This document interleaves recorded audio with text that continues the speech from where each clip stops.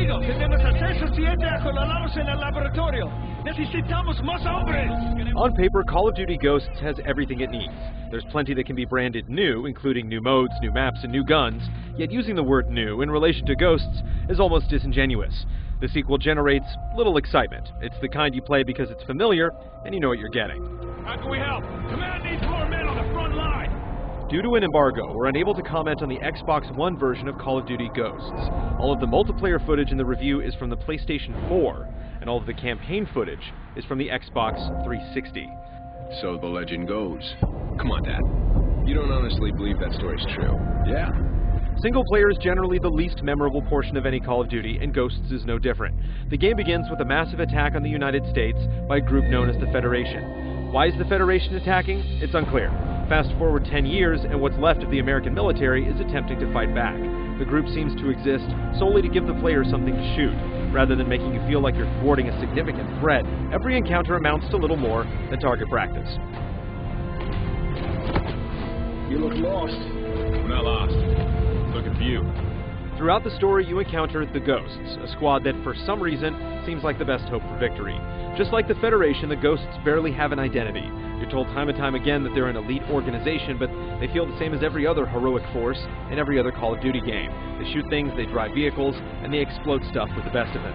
But in no way are they unique.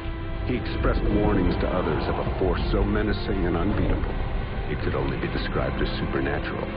The Ghosts aren't even likable, with each one having the same gruff and tough attitude. Hey! We just saved your asses. We need your help.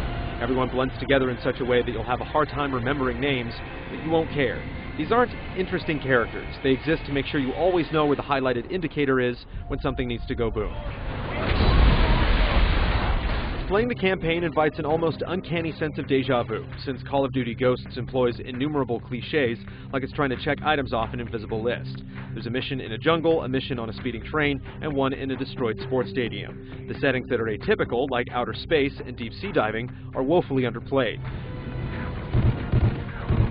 Even in these areas, you're still doing mostly the same thing you always do, namely hiding behind cover and shooting enemies that stand in one spot and occasionally poke their head out. Sorry I didn't wake you. Thought you could use a sleep. One of the campaign's most touted features, the presence of your canine comrade Riley, manages to be a worthwhile addition. It's novel using the Pooch as a weapon, either by controlling him directly or by commanding him to attack while you stay in cover. Every Call of Duty game has you killing things behind the scope of a rifle or manning a turret, but this is the first time you can bite someone to death. It's darkly comedic and appropriately vicious. Riley doesn't appear much outside of the first few missions, which ends up working in the game's favor. He shows up just often enough to make his appearance noteworthy. It's too bad that you hardly interact with Riley outside of combat, which makes him feel more like an accessory than a companion. The game fares better in multiplayer, although mechanically Ghosts is largely the same. New modes tried to distinguish Ghosts from other Call of Duty games with limited success. One of the best additions is a smart variation on Search and Destroy. The new Search and Rescue allows you to revive teammates as long as you snatch their dog tags after they drop. As in Kill Confirmed, the scramble for dog tags enhances what was already a great mode with a stronger emphasis on teamwork. Your team is more likely to stick together since tags are easier to grab if everyone is in a group. Like Search and Rescue, Safeguard is another smart mutation of a previous mode. Based on Survival from Modern Warfare 3, Safeguard has you and up to 3 teammates fighting waves of enemies as you try to hold out for as long as possible.